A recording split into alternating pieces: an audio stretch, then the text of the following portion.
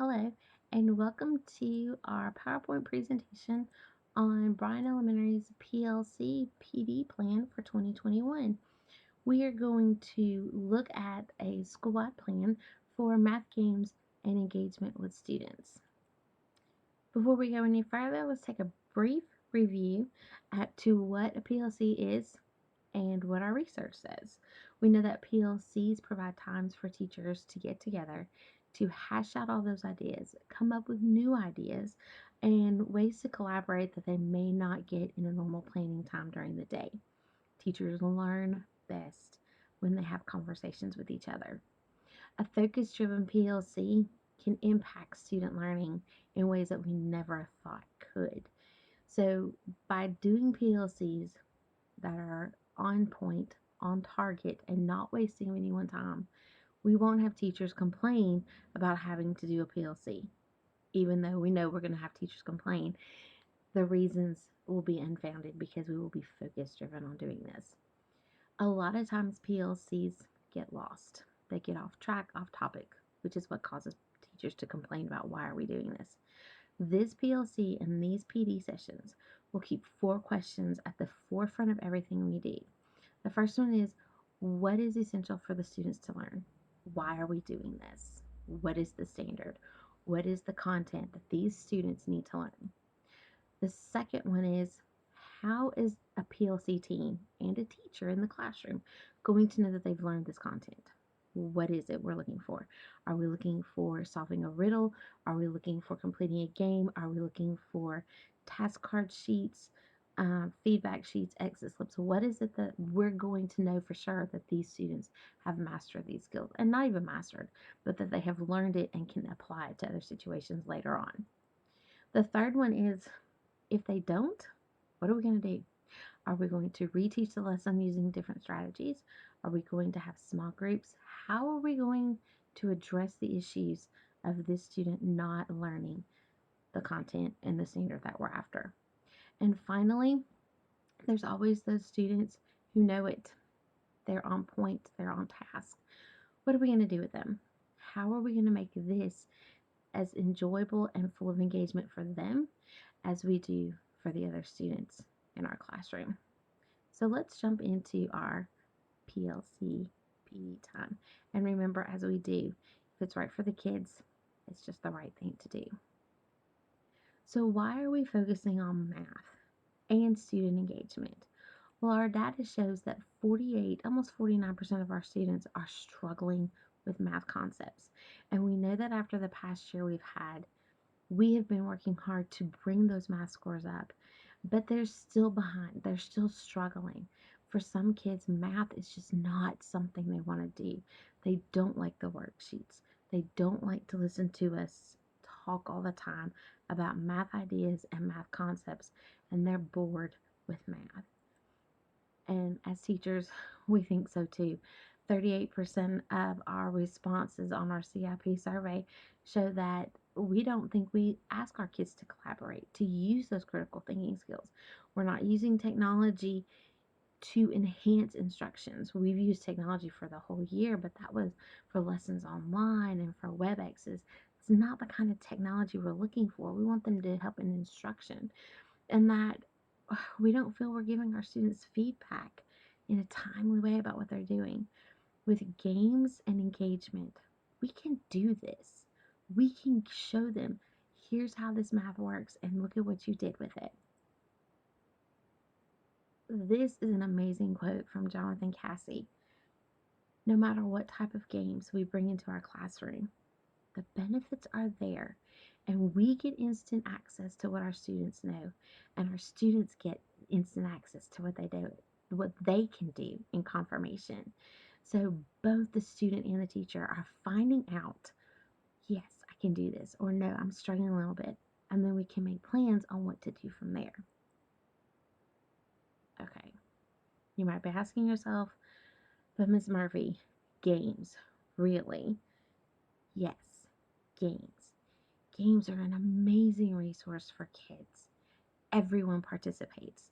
When we set our standards in our classroom and our expectations that no matter what game you're playing, everyone participates, They do, and they will. Everybody works the problems. Everybody watches. Everybody gets involved in what is going on. And because of that, a game is not exclusive to race, gender, or socio. It doesn't matter where you come from. It matters, can you do the math? Also, as students go from working with a partner to working with larger groups, they learn those collaboration skills that we as adults love to use. And then also, they hold each other to those standards of, hey, you're not working. I need you to work. They hold each other accountable. And last, it's just fun. And no one said that school had to be boring. So here's how our PLCs will work every time they come together. They're going to determine the standards that they have to do. What is it these kids are trying to learn? What game can we use effectively to get immediate results? Whether it's a tabletop game such as Jenga, a tabletop game as tic tac toe or Connect Four, there are a lot of games on the market that you can adapt to use in the classroom. What game can we use that goes with this skill? The third thing is we now know the standard. What task can they do to be able to pull the Jenga piece out, to be able to go fishing, as you saw in one of the pictures, to go fishing for the cards, to go fishing for the pieces, to throw a ball into the cup to earn points? What are the math tasks? What is that? What do we want the kids to do? And then the last thing is formative assessment. And teachers need to have that clipboard, be involved in what's going on. Don't just sit and watch. Sit and be involved with them. Sit in those groups. Show me what you're playing. How did you answer this question? And as you do that, we need to create for them a checklist that they can mark off that, yes, the student explained it, they can do it. And that gives us all that feedback to help drive our instruction. Now, as we're in our PLCs, we know that sometimes we don't start on time, and that aggravates some people.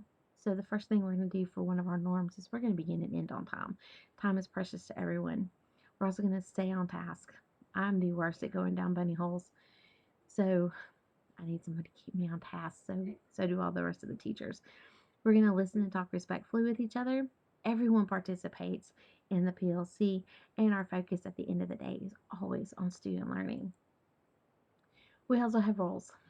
Sometimes we have natural leaders who will take that job and run with it, and sometimes we need to remind people of what we need.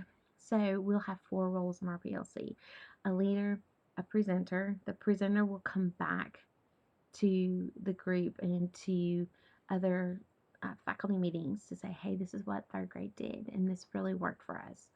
You're also going to have a recorder, somebody who is on point with, yeah, this was the idea we came up with. What are we going to need for this?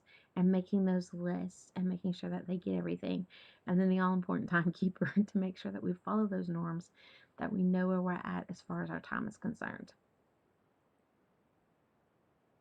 After each PLC session, we need to feedback ourselves. How did we do with this PLC session? Where do I stand on those 4 questions? On did we get our standard? Are we going to, with our rubrics, do we have it? All those 4 questions, we need to know that we did a good job ourselves. And so we have a rubric that teachers will use and then turn into the principal so that she can assess, hey, yeah, we're doing a good job with this. Now, the timeline for how this will work will be for the whole year.